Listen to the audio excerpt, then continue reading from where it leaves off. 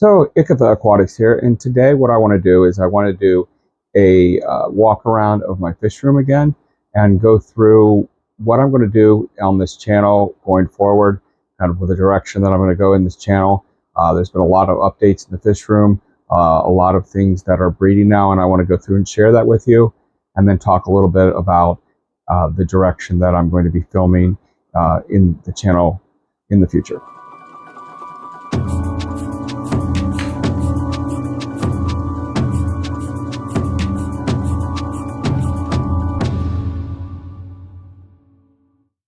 So let's start off at the front of the fish room when you enter. So up top here I have a 22 long, and I have some new fish in here.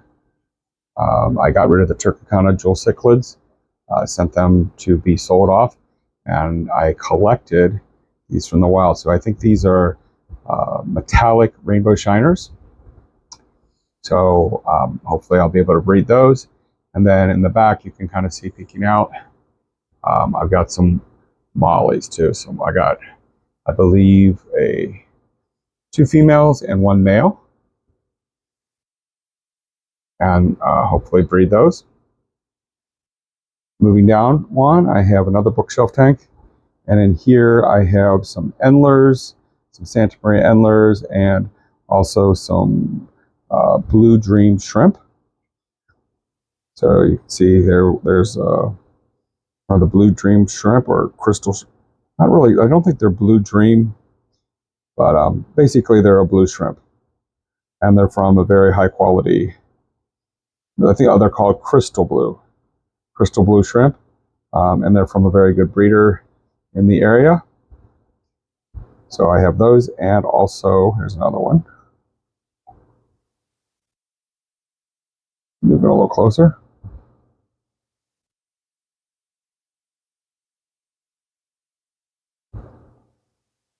And then I have the endlers. So of course those will be breeding. Not much to do there. And then below, finally, I have one of the saltwater tanks I don't have a filter on, so it's very blue. And coming over here on this rack, I have 3 2.5 gallon tanks. I just have 1 male Killie in here, Fungiplax Gardneri. And in here, I have a pair of Australs. There's the male. And I've actually collected eggs from them, so I hope to be raising some fry, getting some fry to them. And then over on this final tank, I have the Asimion volcanium, which not a really, I mean, they're very beautiful fish, but mine hide all the time, so I'm not really too impressed by them. And then over here I have some different fry, some different pseudomugil fry, or not fry, but eggs that I'm trying to hatch. And then up here I also have some of the killifish eggs that I'm trying to hatch. I've been successful at breeding the pseudomugil signifers. I'll show you those. And also pseudomugil cyanidorialis. So behind me I have another rack, and on the top I have a 29 gallon. I do have some praecox in here, all males at this time. I did have 1 female. They did produce some eggs for me, but the females really get worn out, so I moved her to a tank to kind of recover. I did actually hatch some fry. I believe probably at least 5, maybe 10 fry, and I'll show you those. Then below that I have kind of the Dean's fish fry breeding system. In here I have some Asimion Austral that I'm also breeding out. This is not from the pair that I just showed you, but another pair. And here I don't have anything right now. And then over in here, I have my kind of second batch of smaller fry of the pseudomugil signifers. And I believe I have like 15 or 20 in there. Like I said, this is my second round of fry that I've hatched. Then moving down, we have another rack, and this has 3 5-gallons. So over on the first, well, this tank right here, I was trying to culture rotifers. I don't think I was too successful. But down here, I have some Turkana jewel cichlids. These are about, I believe, maybe 3 months old at this point. So I'll be taking these to the club for some breeder award points. And then kind of over here, I've got some random fish. I've got a couple of female guppies. I have the Praecox also, Praecox female in here. So she is getting her rest. And then I do have a little bit larger killifish, a Simeon Austrial. Then in this tank, this 5-gallon tank, this is where I have my first batch of Pseudomagills and also my Praecox. So I'm raising the Pseudomagills and the Praecox. Looks like the Pseudomagills were hatched on 6/21 to 6/24, and then the Praecox, I put the eggs, or the spawning moth, in there on 6/17. So let's move around to the top rack. This is my rack where I was focused on breeding. On the top here, I have currently 6 10-gallons. So in the first tank, we have just the lone Pseudomagill cyanodorialis female. Started off with 6. They kind of slowly perished. I was left with 2 males and 1 female for a while, and then 1 male, I think, bullied the other male. And then finally, it was just 1 male, 1 female, and I was able to get fry from them, so hopefully I can continue this line. In the next 10-gallon, we have the Pseudomagill signifers. These fish are the ones that I've had the most success with as far as Pseudomagills go. They have bred, and I've been able to hatch many eggs. I'm on my second round of fry raising them. Then in the next 10-gallon, we've got our Simeon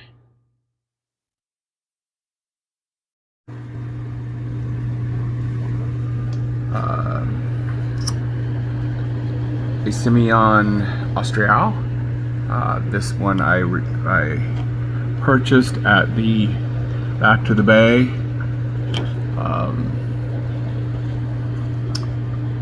convention, male and female pair. I have gotten I've gotten eggs from them, and I've been able to hatch out, I believe I have like 4 fry, but they're not producing too well. And then over here in the next tank, I've got a beautiful golden Galeras. This actually I also got at the Back to the Bay. This was second place for the Fungioplaxis, but they have produced eggs, but I haven't been able to get any of the fry to hatch. So I'm not sure what's going on there. When I talk about breeding killifish, I'll talk about possibly what I think is happening. I'm trying to get the female to adjust. There we go. But very healthy. And over in this tank, I have some Rivulus. Rivulus ribabarum, I believe it is. And so these are a South American killifish, I believe. There's the female. Same situation. They look healthy. I haven't spent too much time, but I haven't been able to get any eggs from them. I haven't figured out exactly what they're doing. So putting mops in there, but that didn't work. So I'm going to reach out to the person that I got them from and see what kind of what I'm doing incorrect. And then finally, the last tank is just being set up. Not sure exactly what I'm going to put in here. Possibly shrimp, possibly growing out some fry, possibly a combination of both. But it's just a simple 10-gallon tank. All these tanks in the top rack are drilled except for this one. I might also drill this one just so they're all on the top, so when I do the auto water changes, that can happen easily. All right, so then this tank, this is the 20 long or 20 high on the rack. First one. In this tank, I have some golden white cloud minnows, and they're really cool. They've got really cool markings on their tails, like a yellow kind of tip. They call them red tails. And then also I have some more pseudomygills, pseudomygill gertrudei.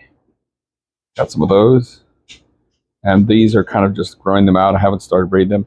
And then down here, I just kind of went in the back. I've got some cories, some salt and pepper long fin cories. So we can zoom in on those, get those focused. Maybe I'll put some food in and have them come to the front, take some B-roll.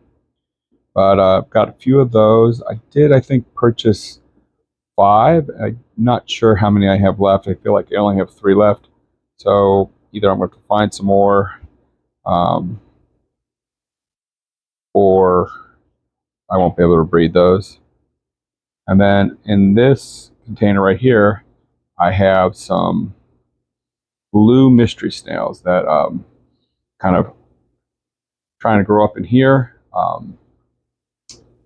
They're doing pretty well. They're, but trying to grow up some blue mystery snails. I had some mystery snails that laid eggs and moved them in here to kind of give them more direct feeding.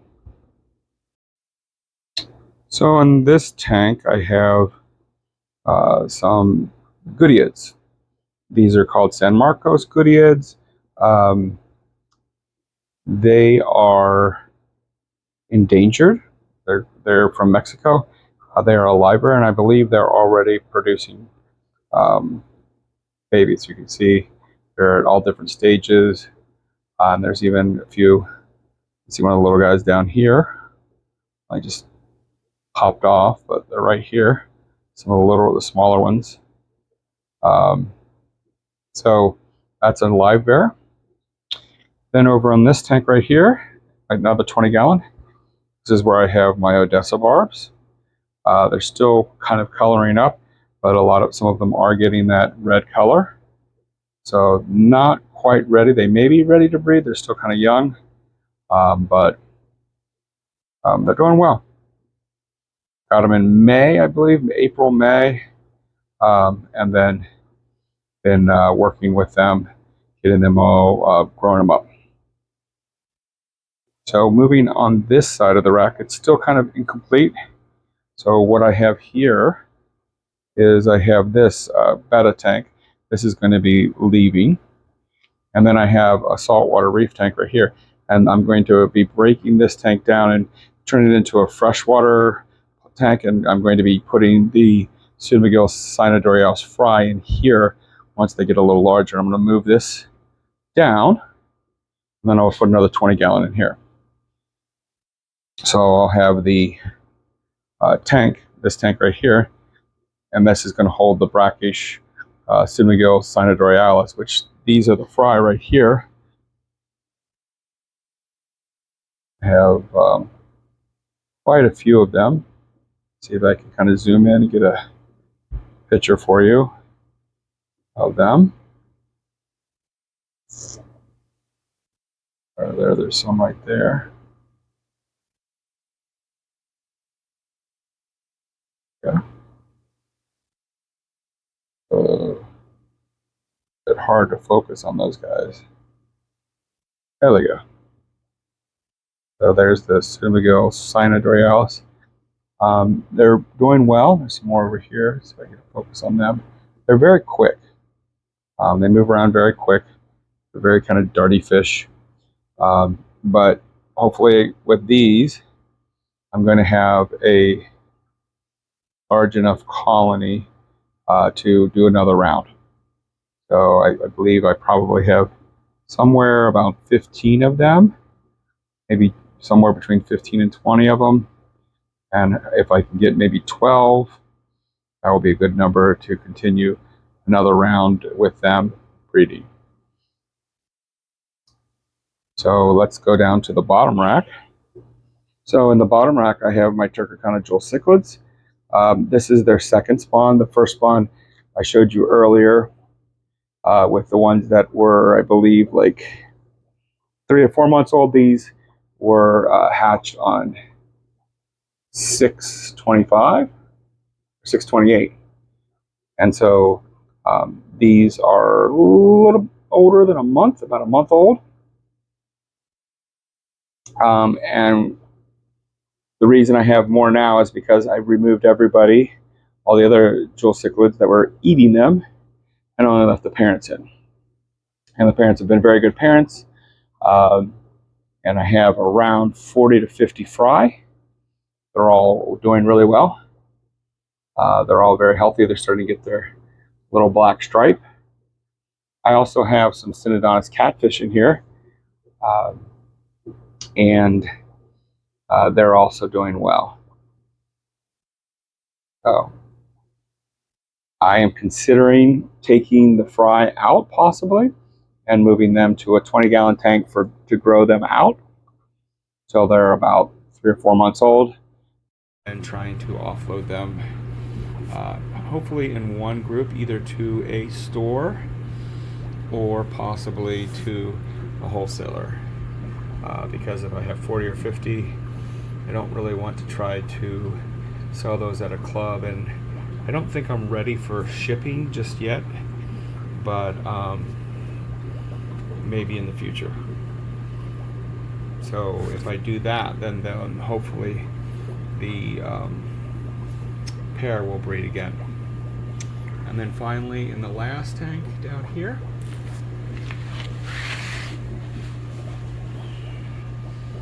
I have kind of a mixture of fish.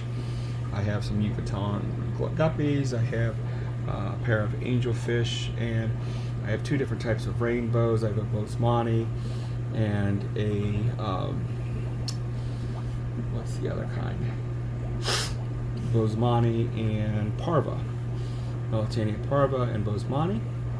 Kind of growing those out.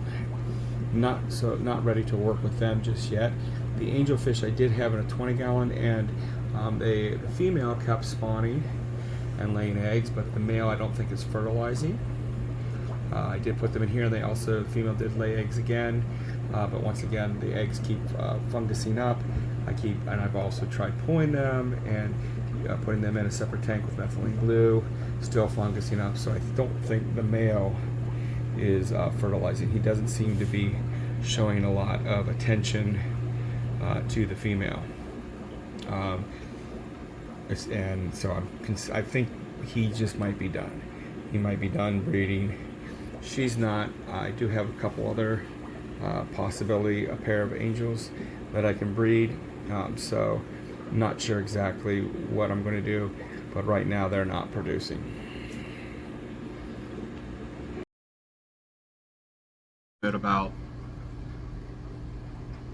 So now let's talk a little bit about where I see this channel going in the future.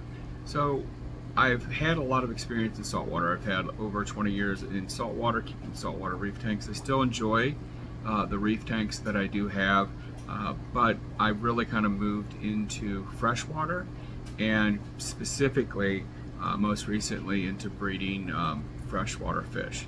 So that's kind of where the focus of the channel is going to be. I'll still do videos and updates of my different saltwater tanks, and I'm going to see if I can, with some of the species, kind of bring saltwater and kind of freshwater together. So if you're interested in saltwater, you want to learn about freshwater or vice versa, this might be a good channel for you. But like I said, the big focus is going to continue to be on breeding fish. I've got about 5 to 6 different fish currently that I have fry, and then another 2 or 3 that are breeding. That's not including the guppies and endlers, because really you just add water and those things breed themselves.